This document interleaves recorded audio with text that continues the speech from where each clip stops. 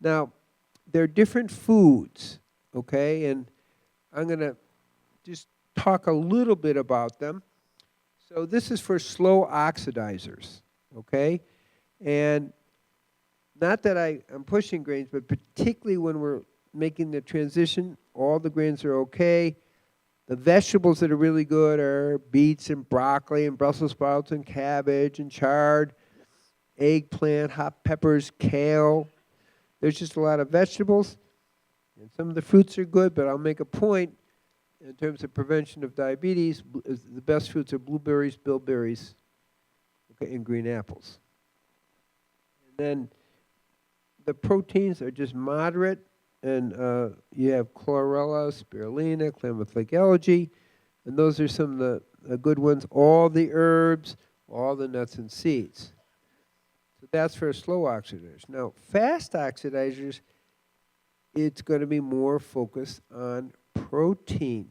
And I'm going to use the word purine. Now, that's a biochemical term. You have in DNA, you have purines and pyrimidines.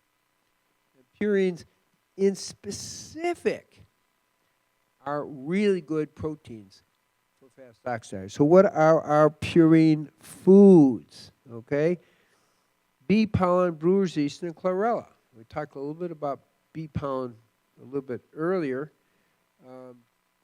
like yesterday too. And bee pollen is a high purine food, which gives it a particular value.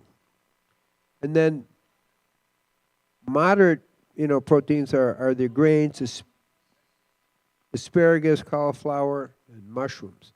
So those are moderate purine foods. So if you are a fast oxidizer, those are going to be particularly good for you. You want to stay away from fruit juices and a lot of fruits because that's too much carbohydrate. It's got to be higher protein, a little bit higher fat, and a little bit lower carbohydrate. So we have a difference. This is how we begin to sort it out. Now, blood type. Eat Right for Your Blood Type is actually not an accurate book.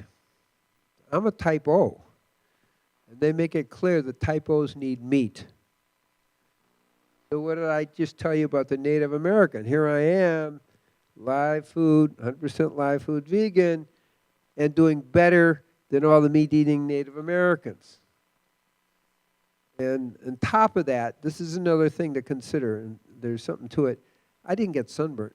Now, my skin was lighter than a lot of Native Americans. Like, what's going on? And there is a woman, a doctor, cancer specialist, Joanna Budwig. Anyone ever heard of Joanna? She's not alive anymore. But she realized when she was helping people with cancer and they were putting on live food that they could be out in the sun 4 times longer than when they weren't on live food. So I'm not getting everybody else is getting sunburn. We have African Americans getting sunburn. I'm not getting sunburn. How come? Because I'm eating the sun. My body, because of the live food, actually is pulling the energy from the sun, so I'm not getting sunburned. That was another little thing that took me a while to figure out. I've done this 4 years. Why aren't I getting sun? Everybody else is. Sundance, right? Lots of sun. You're standing out in the sun all day long without anything really from the waist up. You have a skirt from the down below. So it's an interesting kind of point I'm trying to make here. So anyway, type O's don't need to eat meat. That's what I really, which is a mythic belief. Now, I know the lady where they took some of their research from, she says they completely distorted it. Now, as I said, I'm a type O. David Wolf is a type O. About half the people probably in this audience are type O's who are in the vegan, vegetarian world. And they're actually successful. Okay? Because it's not true.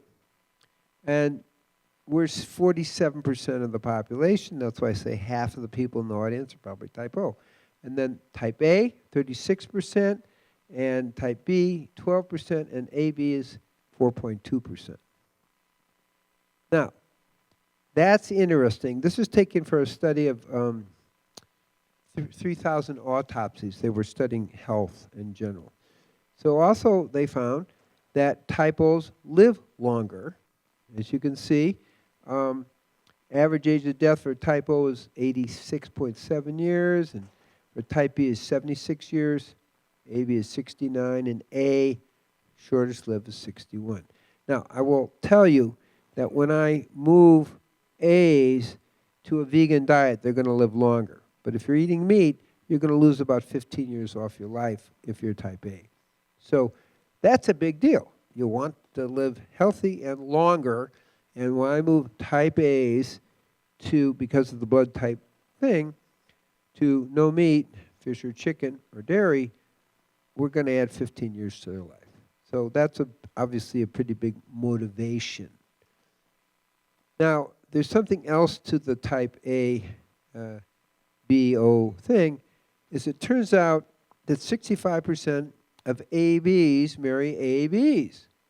But they're only 4.2% of the population. How can that be? Well, there's more going on. And so there's pheromones, there's sexual energy. You can see type O is, more vigorous, sexually focused, whereas ABs are slow and easy. So there's really types here. In other words, there is something about blood type. It's just they didn't have it right. Okay?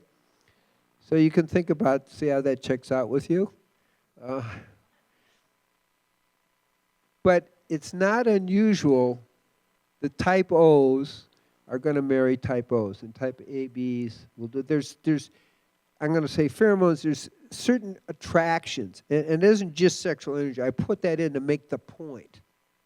Okay, that there is something to the blood type. Now, there's another thing to the blood type which is really, really important. It's called lectins. How many people know what a lectin is? That's good. So a lectin are antigens on the food. So if you look at type B's and you see sesame seeds, okay?